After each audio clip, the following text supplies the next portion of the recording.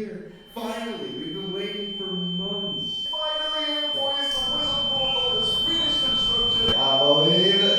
So the Rift is here. The Rift update is being called one of the greatest updates since the game's release, but I'm here to tell you that it's kind of overrated. You see, if you haven't been keeping up with Skybook updates, the Rift is basically an alternate dimension to the Skybook universe we know and love, with a bunch of new stats and items that you can't get on the normal dimension. Also the fact that since it's an alternate dimension, when entering this world you have a totally different set of items, without the Terminators and Hyperions you love so much, with limited time to make as much progress as possible.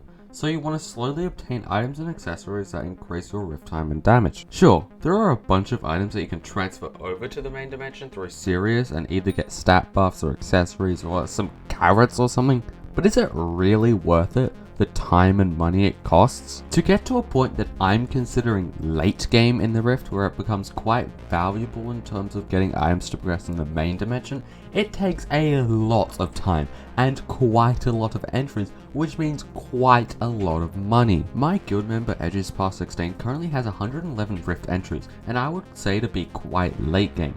But those Rift entries would have costed him around 30 million coins, more if he played more during the update's release. Another of my sources, who is known as Alfie Armadillo, who has basically completed the Rift, has entered the Rift around 186 times, which is crazy, and will have ended up costing him about 50 mil.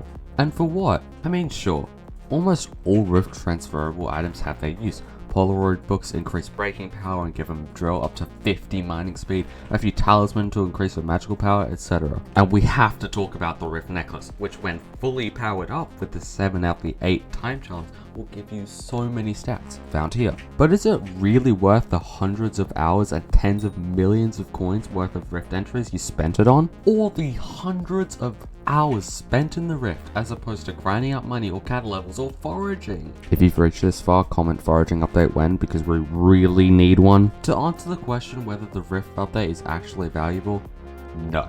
Sure, it's a great way to get magical power towards late game, or talismans, or a few new items, but that's pretty much all it has going for it. There aren't too many great money making methods when the value of the items concerned stabilize, and there are very few Skyblock levels, about 8 or 9, along with Vampire Slayer not really doing that much for outside Rift. Honestly, the Rift update was kind of a letdown for me. As fun as it was, it doesn't have enough replayability, which means there's no real reason to come back after completing it all. I do think this is an amazing update, but I wouldn't be putting it above Crimson Isles or the End update.